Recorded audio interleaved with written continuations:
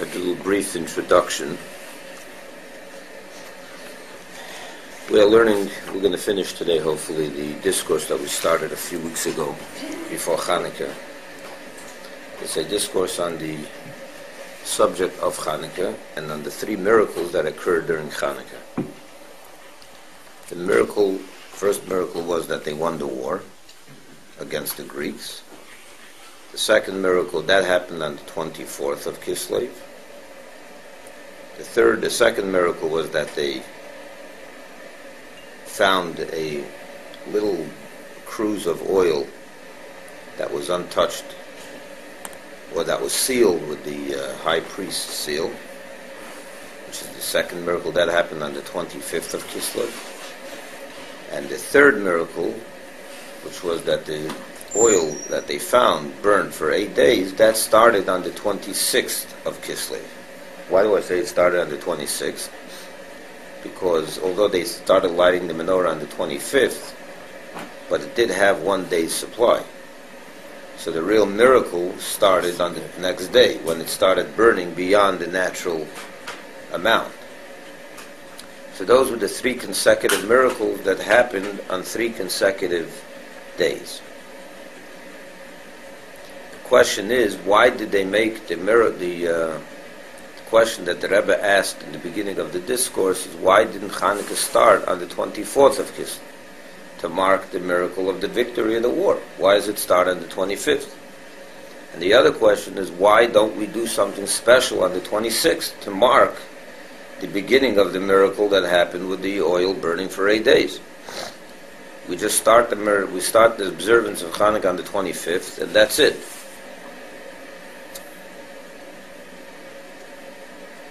So the Rebbe began to now go into a lengthy discussion. He bases this discourse, which was said in 1988, by the way, he based this discourse on a similar discourse that was given by his predecessor, the previous Rebbe. You found it? Is it the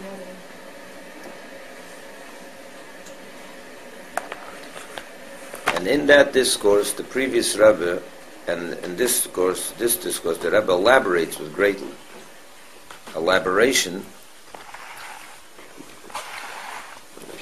He talks about the spiritual source of these miracles. Every miracle comes from God. But there are different types of miracles. For example, the miracle that happened on Purim. We call it a miracle, right? That the Jews were saved from the plot of Haman. But when you read the story of the Megillah, you don't really see that there's a great miracle unfolding.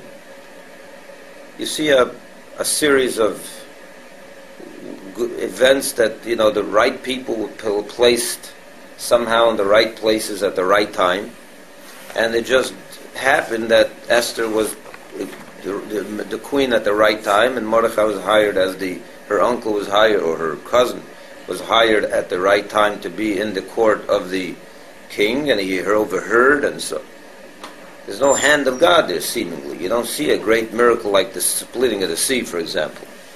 Splitting of the sea was a fantastic miracle. Not every miracle is a supernatural, undoes the natural realm. There's some miracles that undo the natural realm, that interfere with the natural realm and alter it and change it. Then there are miracles that come from God that are not of that magnitude, if you will. Somehow the godly power, the godly force encloses itself in natural means. All that means is, the Rebbe is saying, that at some level in the spiritual realm, where the source of these miracles are coming from, are from two different places. One comes because within God, within the spiritual realm, the godly realm, there are many different levels. There's many different levels. There's God as He is beyond nature. There's God as He invests and manifests Himself in nature, and so on and so forth. So it's undoubtedly that a miracle is an altering of nature. So the minute you say miracle, you are not talking about nature anymore. But sometimes that supernatural event, as it trickles itself down to this physical world to actually manifest itself in a miracle, it begins to take on, or begins to enclose itself in the more natural garments, if you will. And that's what happened over here as well. There were three different miracles. There was the miracle of the winning of the war against the Greeks. There was the miracle of the finding of the oil, and the miracle of the oil lasting for 8 days. He explains of it that these three miracles came from three different realms and three different levels. And last time we learned, 2 weeks ago, we weren't here last week, but the last 2 weeks ago we learned a very interesting take on the whole, how did this miracle come about to begin with? Because of the great self-sacrifice of Matisyahu and his sons, the Chashminoim, the Maccabees as we call them. They devoted themselves and gave themselves over entirely to the cause, to the point where they were ready to give up their life for it. That's what we call in Hebrew vernacular Mesiras Nefesh, which you all know the term. Self-sacrifice. So but in self-sacrifice itself, there are different levels. If they were not ready to do Mesirut Nefesh, they were. But God gave them the test, and if they didn't give Mesirut Nefesh, God will go for a miracle event? I don't know what would happen if they didn't. I'm not sure what would happen if they decided we're not going to fight. Had they decided not to fight, we probably wouldn't be sitting here today. It's like, that's probably a safe bet. But it almost sounds like God was waiting to see, okay, 100%. I'm testing them, and finally I have that family Absolutely. with Mesirut Nefesh, so he... What is Mesirut Nefesh? The Rebbe explained over here, and we learned this a couple of weeks ago. Mesirut Nefesh comes from a certain part of the soul. You see, within our soul there are two levels, basically. There are five, but they break down into two. There's the natural part of our soul, and the supernatural part of our soul. The natural part of our soul is the part of the soul that is revealed within us all the time. We function at that level. Wake up in the morning, we wash Negelvasa, we daven, we learn. We do the things that are pretty much in our daily routine. We're natural, it's not supernatural. But sometimes you put to the wall. A Jew is tested, like you said. And they have to suddenly do something that's out of the ordinary. The test is so great that to function at the basic levels of the soul, you would never be able to overcome this test. You have to tap and dig deeper into your soul and to access the deepest recesses of your soul, which we call Yechida. Yechida means the essence of the soul. And when that is unleashed, a Jew is ready for self-sacrifice. When you dig deep, the essence of the Pintel Yid, as we call it in Yiddish, the essence of the Yid, the essence of the Neshama, that motivates a person to self-sacrifice. But even in that, he says there's two levels. And I gave the example last week of the Matisyahu and his sons in the story of Chanukah, which was the higher level of the soul, was the essence of the soul was functioning, but it was the essence of the soul as it manifested itself, and it begins to be nuanced, as it manifested itself in the more natural parts of the soul. And the Rebbe explained it very, very beautifully.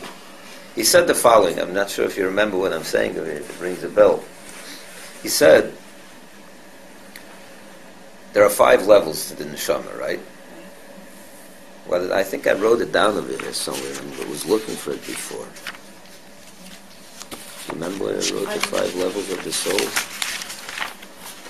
I wish you have a pen. I'll do this right now again, just for that. Yeah. Oh, I think I have it right here. It's right here. Yeah. Yeah, that's where it is, exactly. The 5 levels are Nefesh, from lowest to highest. Nefesh, Ruach, Neshama, Chaya, Yechida. That's the Jewish Neshama. Nefesh is the action of the soul, Ruach is the emotions of the soul, Neshama is the intellect of the soul, Chai is the beyond intellect, faith of the soul, and Yechida is the essence of the soul. The Greeks and all souls of all mankind, not just Jews, have 4 of those 5 levels. Every human soul has these 4 levels, but not the 5th. They have the action, they have the emotions, they have the intellect, they have faith. Goyim also have faith. That's not only Jews believe.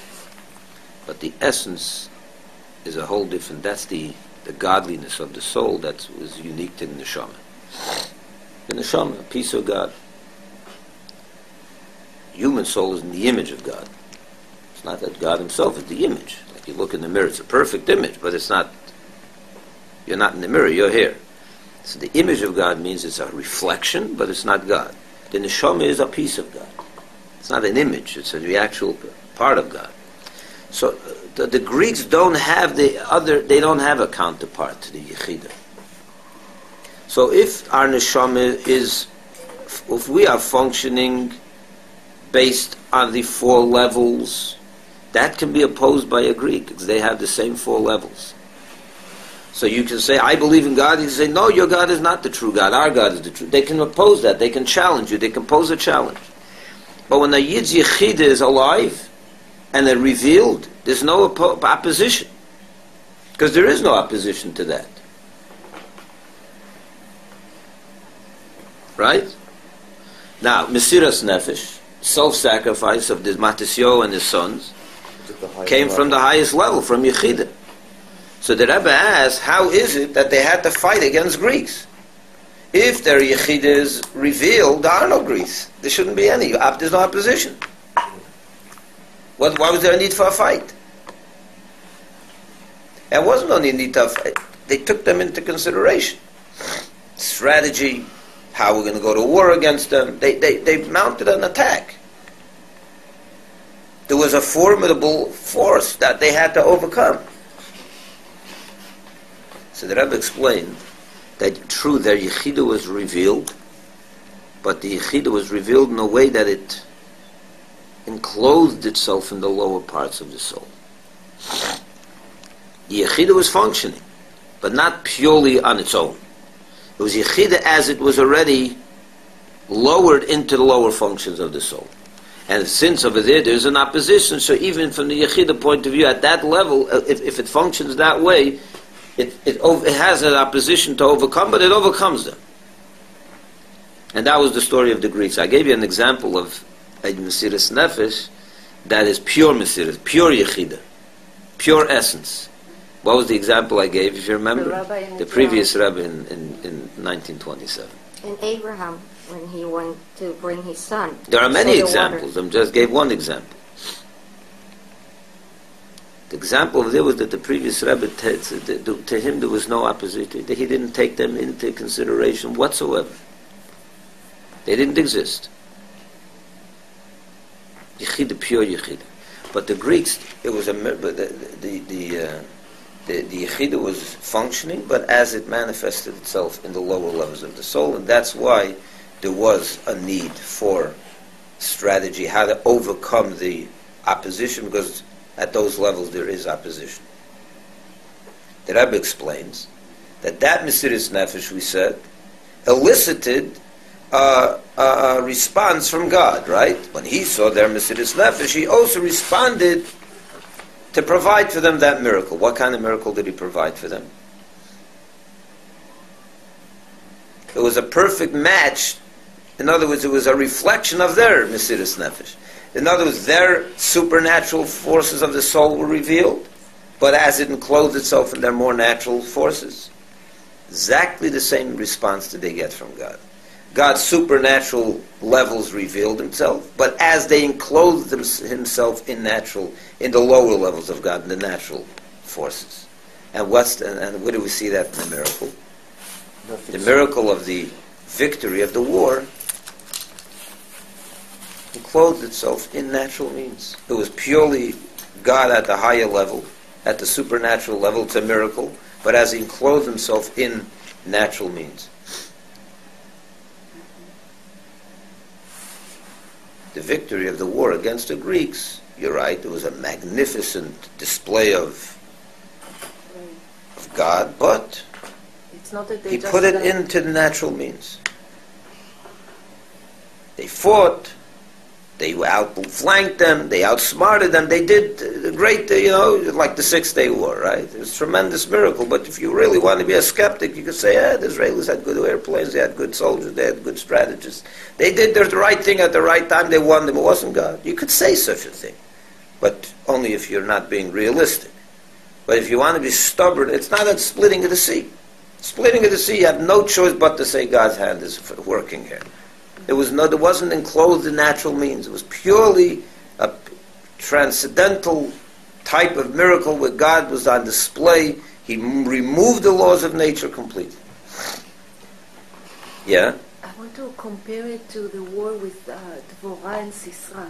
That was also enclosed in a natural way, or it was a little bit Also this more, time, also probably.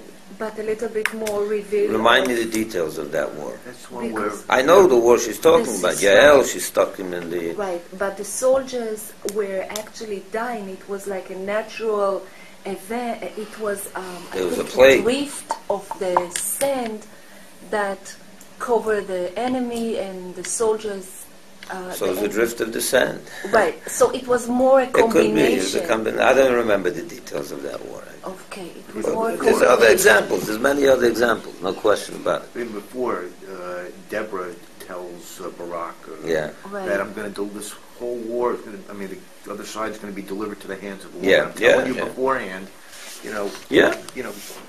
There's no question it was a miracle. The question is what kind of miracle it was. So- Did it enclose itself in the natural Yes, garments but or not? less Okay, than fine. in a It's revealed possible. way. So Very probably possible. God actually, how shall I say, reflect the same energy that comes Right. from Dvorah or comes from Could be. Yeah. Let me explain it this in now on God's terms. We said there's 3 levels of Hashem. Right? There's more, but in this minor he's talking about 3 basic levels. The Shema Yisrael Hashem Elokeinu Hashem Echad, the higher level unity. But in that pasuk alone you have twice the name Hashem. Shema Yisrael Hashem Elokeinu Hashem Echad. So he says there's a higher level Havaya of Hashem's name and the lower level Hashem's name. But then there is Baruch Shem Kaved Malchusi La'ilam Va, the next verse, which represents the lower level unity. I'm not going to get into all of it now again because it's just, we talked about that at great length. He says the first miracle that happened on the 24th of Kislev was coming from Hashem at the higher level, transcendental level, the supernatural, but it clothed itself in Elikim, in the natural means. Elikim is associated with nature. Right. And you Where did say the second nature miracle 86, come from? Yes, that's 84. right. Hateva is 86 and Elikim is 86, right? Where did the second miracle come from? What's the second miracle? They found the oil, right? What happened with this jug of oil? Let's just give you the historical facts. The Greeks went into the temple and they ransacked the temple, right? It says Timu Kol Hashmanim. They contaminated all the oil. They ran around there contaminating the oil and everything else. It's one jug they didn't touch. How did that happen? How did it happen that they didn't touch the oil? There is probability that it can happen. Yeah. Statistically. They just overlooked it. They just You overlooked missed it? Okay, so let's see it in the Rebbe's words.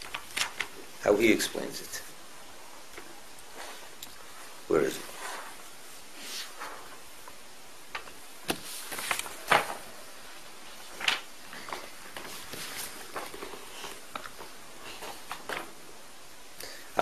On page Kuf Tzadik. It's 1, 2, 3, 4. Turn 4 pages, the 5th page. The 5th page, the 4th line.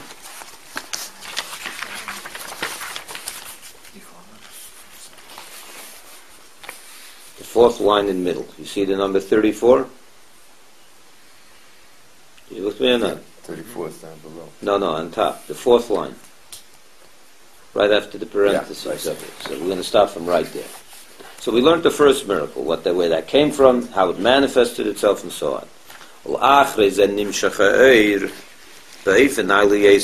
that, the godly light was drawn in an even higher way. That they found one jug of oil that was sealed with the high priest's seal. What does it mean that it was sealed? Sealed means that even if the Greeks touch the bottle, it doesn't affect it. It means they could touch it from today till tomorrow, it doesn't make it uncontaminated, because it's sealed. And they didn't open it.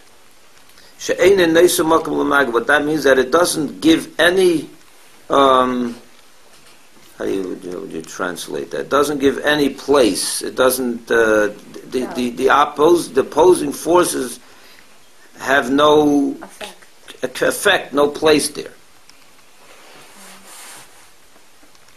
Because when the cruse is sealed with the seal of the high priest, the Greeks cannot touch it and make it impure. Let's just finish a few more lines.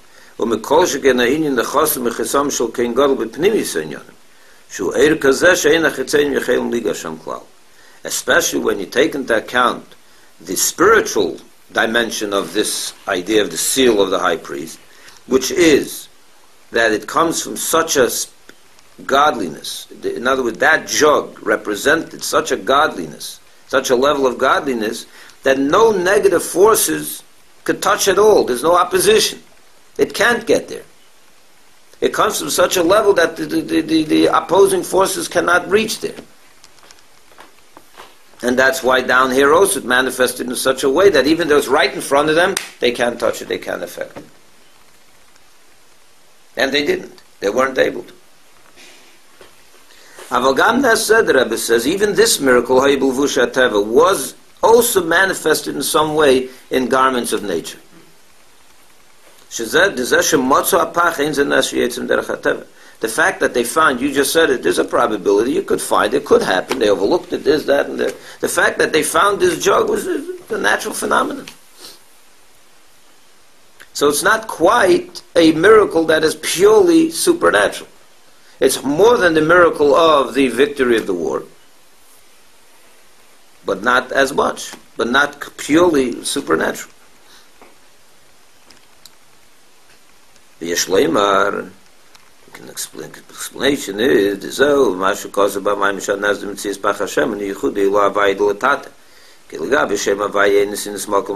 that's, we can explain that the fact that in the discourse of the previous Rebbe he explains that the finding of this jug, which is the second miracle, comes from the level of Yichudi Ilah, comes from the higher level unity, yeah? But where within the higher level? It's not from this level, but it's higher. Where in this level? The lower higher, the lower Havaya, the lower name Hashem.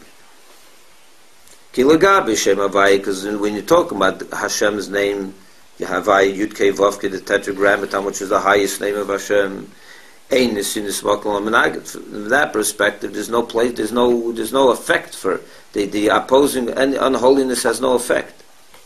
It's such a high level of godliness that there is no opposition to that level.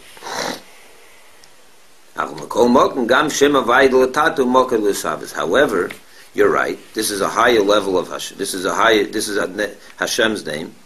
But even Hashem's name, we spoke about this in the beginning of the Maimon. What is this? Yud Kei Vav Kei. Yeah, Hashem's name is, we don't even pronounce it so holy, right? Yud Kei Vav Kei is also the source for all creation, you know. Where does all creation come from? Havaya. What does Havaya mean? If you think to look at the word Yud Kei Vav Kei, what does it mean in Hebrew? Hava. The word creation is in that name. Existence, creation, making something come from nothing. Hithavut, which means Havaya, is from that name. That's where it's sourced. In other words, creation comes from the name Havaya. And what's creation? At the lowest level, creation is a world with a lot of negative forces. So even Havaya, which is the high level of Hashem, is also a source for negative. At that level, there is no negative. But it's the source of all negative. When it trickles down the lower level till it creates, over there is negative. So even Havaya is also is the source for all creation, which includes also negative forces. So it's not quite totally beyond opposing forces, the Greeks. It's a source for them. And that's why. Look what he says. Wow. Huh? Interesting. So therefore he explains that the second miracle, finding the jug, which is a more magnificent reality, because over there already, it's right in front of the Greeks and they can't touch it. And they can't affect it. It means that it comes from a level, it's a certain reality that's above Greeks. It's above opposition. Which is the name of Havaya. But it still manifested itself in some form of in the natural realm, because it comes from the lower level of Havaya. It wasn't purely supernatural. It's a mix of both, if you will. On the one hand, it's totally beyond the Greeks. They're looking at the jug and they can't affect it. It means representing the idea that it's beyond the opposition of Greeks, which is the name Havaya, Havaya is beyond any negative forces. But it's still manifesting itself in the natural realm. They found it. It happened. Bad. It's a natural thing. You can look at it. It was just there. They found it. It was no master miracle. It still manifested itself in the realm of nature, because it comes from that level of Havaya, which is the source for nature. Did they win the war before They won the war before, yeah, sure. So that the oil was not a stimulus for them to win the war? No, they found it after. They won the war, then they came to the temple to clean it out. But weren't That's all when the- they So found that's it. the They case. won the war on the 24th. They Right. found the jug on the 25th. So if that's the case, why did Hashem even have them desecrate the temple? Why was the purpose of desecrating the temple Well, when the they really purpose, I won the don't know, war? was part of the challenge. It was part of the challenge. But The weren't all, temple was desecrated before they won the war. Sure. Right. weren't all the crucibles sealed with the stamp of the high priest? No. This was one cruise that they found with the high priest seal. Everything else, the Greeks got a hold of. But I'm It's saying, but contaminated. weren't all the crucibles supposed? I'm not sure. I don't know. It No, doesn't. I I don't think so. No. This happened to be one cruise, and they happened to find it. They happened to have found it, and the finding of it was not a miracle, or at least it didn't manifest itself in the most miraculous, manifestation of God's power. Right. Because it was coming from the lower level of It's Havaya. concealed. A little bit of concealment. It's not quite the lowest level, but it's somewhere in the middle. Then he continues, then the higher level of Havaya was revealed. The highest level of light was revealed. That they went ahead and lit that cruise for 8 days. This miracle already was not enclosed in any form of nature at all. When one cruise of oil that's supposed to last 1 day lasts 8 days, that's not a natural phenomenon at all. That's like the splitting of the sea. That's the revelation of the higher level of Havaya, as he is totally beyond enclosing himself in the natural means, in natural forms. In other words, he's saying like this: all miracles come from the higher level of Havaya. Exactly. But then there is how that level manifests itself, comes down to this world, it clothes itself in lower levels. The miracle of the 8 days was the higher level of Havaya like every other miracle, but as it did not manifest itself in any clothing of nature.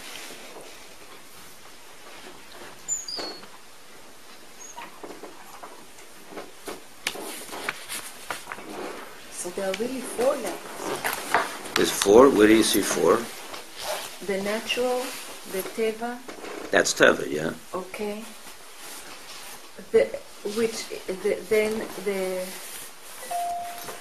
There's 3. We talked about 3. Because the last one, the Yechida, the highest level, you divide it to 2. So, I said the higher level of Havaya is divided into 2, and then there's the lower unity. Elohim. but even the lower, we have it as a 2. Why do we have the lower as 2? Because one is like more of the revealed and one is more, maybe not. No, then there's pure nature. If that's what you're referring to, then there's pure nature. You Right. plant a The seed and teva. it grows. That's nature. Over here we're saying God's name Havaya was at a display. But how did it manifest itself? In the three miracles, it manifests itself in three different ways. The first miracle, it manifests itself through nature. The second miracle was not quite through nature, but somewhat through nature. The Greeks can't touch it, but it's found in a natural way. So it's, and the highest level is burning for 8 days, totally beyond nature. But then there's pure nature. Of course, nature is not part of these three levels. We're talking about how the three miracles manifested itself, and that is three. If we can add, Gama Nisan in the Tzachim HaMelchama Mitzias Bach Hashem and Mavaid Leila Shel Mailu Mishtalshlus Alishin Slapshu Bedargas Dishtalshlus Yechudi Tatov Yechudi Ilah Ubeiker B'nei Shemoyu Achon Lanas Despokas Hashem Lishmeini Yom Nashein Mulubish B'Tever. He's saying like this, we can add here the fact that the finding of the crews and the winning of the war was also from the higher level of Ayah, but as it manifests itself through the two lower levels, is because these two miracles were really a preparation for the ultimate miracle. What was the ultimate miracle? The lasting of the 8 days. The nisim elu mitzad atzmem en bikar inyan b'chudei tatov v'chudei lo. B'adei shanazdim tzachna m'chama yisibel anazdim tzis b'ach Hashem k'nal b'tchilas hamayna. In the lachre zen lachre shenasa bei b'apach shemotz and naz v'dliku menu shmeini yomim. B'adei zenim shagil avayd leila shel mailu meishtal shuz gam b'anazdim tzis b'ach Hashem v'gam b'anazdim tzachna m'chama.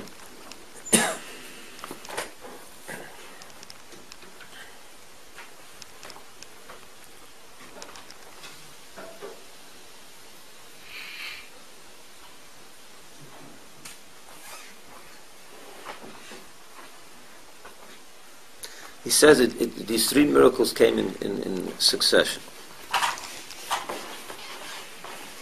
The two first miracles, which was what? The winning of the war and finding the jug, happened on the 24th and the 25th. They were really they came from these two levels, the lower unity and the higher unity, as we explained throughout this whole minor. But their whole purpose was to lead to the ultimate and third miracle. What was the third miracle? Pure supernatural. Once they served, as he explains, it's interesting. He's explained that these two miracles in itself are not the ultimate revelation of God as He is beyond nature. But once the third miracle came,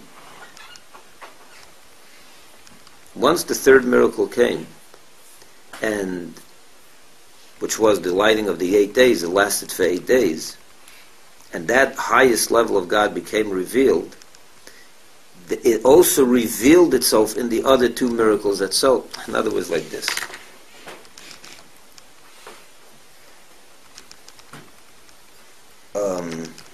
It's kind of like, to give you an example, when you go into a person that has no idea what a business is.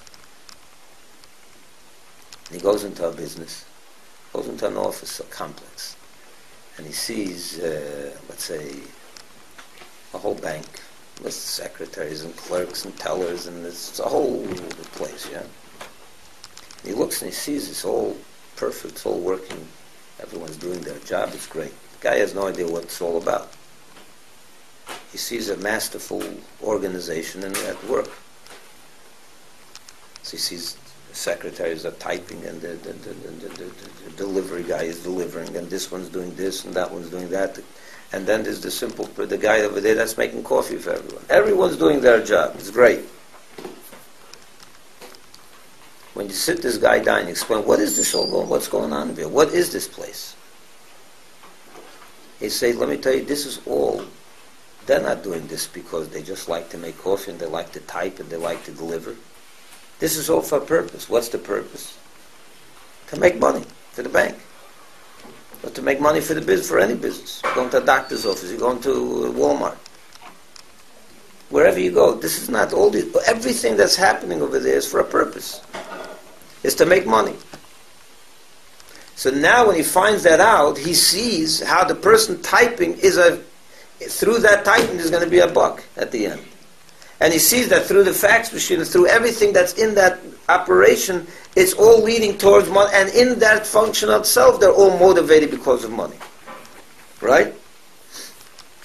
The first two miracles were like the clerks with the guy. You know, when you watch it, you don't see the absolute magnificent supernatural God.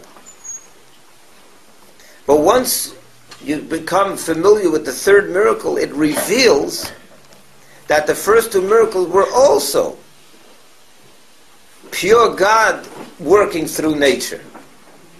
It was also the higher level of Havaya purely. When you look at it face value, you don't see it. But when the third miracle was revealed, and it became clear that the first two miracles were only a preparation for the third miracle, you begin to see in the first two miracles also the Havaya de La'ela, the higher level of Havaya. It was revealed in all three miracles now that it's all pure godliness that works beyond nature and it only manifests itself in nature. But its source was purely from Havaya, the higher level of Havaya.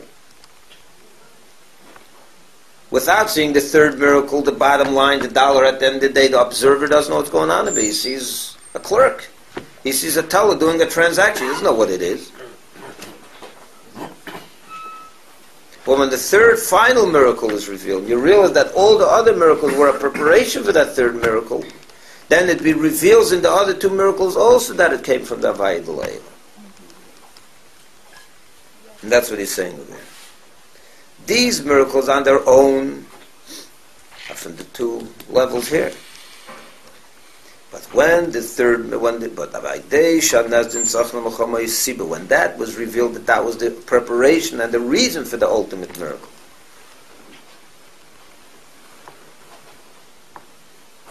So then in these two lower miracles was also revealed that it really comes from Havaya de La'ela, from the higher level of Havaya. So that in all three miracles is the highest level revealed.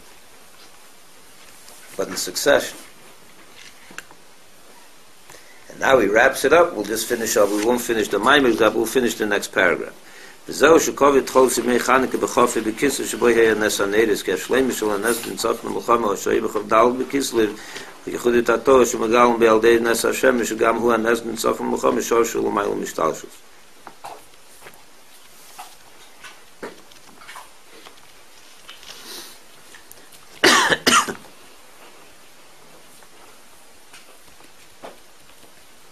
I'm going to just say it briefly and we'll go down.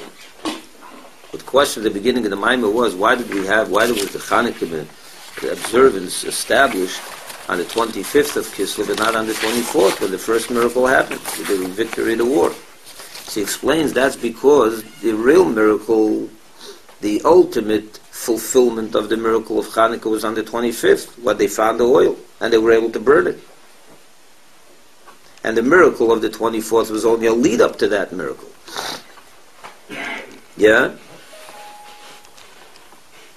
In other words, the miracle of the 24th wasn't complete. Because what was the 24th? The victory of the war. That's not the end yet. The ultimate purpose is to go into the Beis HaMikdash and rededicate it and rebuild it. In other words, spiritually talking, the ultimate miracle is not the lowest level, the one that comes from manifests through the lower level. That's only a miracle that leads and is a preparation for the higher miracle, the miracle of the oil. So that's why the miracle was established on the 25th when the story of the oil began. Because the ultimate miracle of Chanukah is Yichudi Law, the higher level unity, the higher level Havaya, not Elikim. But then the question was, why didn't we establish a miracle, also an observance on the 26th? Remember that question? Yeah. Add something on the 26th when the miracle of the 8 days is beginning to manifest itself as a miracle. Because on the 25th it wasn't yet manifested because there was enough oil for the 25th. And then naturally, he explains, because when will be the revelation, the full revelation of the highest level of Havaya will be when Mashiach comes. So we haven't seen the full level. Exactly. It will be when Mashiach comes. It says that when Mashiach comes, it says that David played on a harp, right? or 7 strings. When Mashiach comes, he'll play on a harp with 8 strings, 8 chords. Yeah. So that's what it says. That number, the number 8. But when the Beis Hamikdash, it was only when they played the harp in the Beis Hamikdash, it was only of 7 chords, because 7 represents nature, as we spoke many times already. The number 8, which Chanukah has 8 days, because it came from such a level, it's beyond nature. But the full revelation of that will only be manifest when Mashiach comes. So what's this? So the miracle of the 8, which started on the 26th, we can't yet fully appreciate till Mashiach comes. So that's why on the 26th they didn't make an extra observance. It was that'll happen when Mashiach comes. In other words, when by the miracle of the 8 days of Chanukah, the highest level was revealed. But here's what the Rebbe is saying. It's very interesting. What stopped that revelation? What happened on the 9th day? So it disappeared all of a sudden. No, they had enough. The oil was regenerated. But what does it mean? We're back to nature. God revealed such a supernatural power, and all of a sudden it disappeared. On the 9th day it disappeared. What happened there? Think about it. The 8 days, it's full manifestation of God at the highest level. Suddenly, in the morning of the 9th, boom, we're back to we're back to the lower level. What happened? Because that revelation wasn't full, complete revelation yet. That's why it was only temporary. And the fact that it was only temporary means that it wasn't a full revelation yet. Because when God reveals himself fully, it doesn't go away. Nothing gets in the way to stop. It will still be burning. It will still be burning. And that's true with all the miracles of our day and age. Even the splitting of the sea was only a moment. Because when Mashiach comes, this will be manifest forever. So that's why you can't really celebrate today that highest level miracle yet, completely. Because it was only temporary. So the observance of Chanukah starts on the 25th, because the miracle of the 24th was only a lead up to the 25th. With Yehuda Tato was only a lead up to Yehudi Law, so we wait for Yehudi Law to observe the higher level unity. But within the higher level unity, we only focus on the lower, because the highest was only temporary.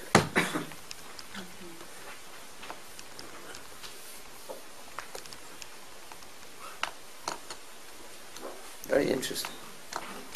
To be purified, the temple. I know this is a little bit new, and because you weren't here the other week. To purify everything, they have to put it in the mikveh again.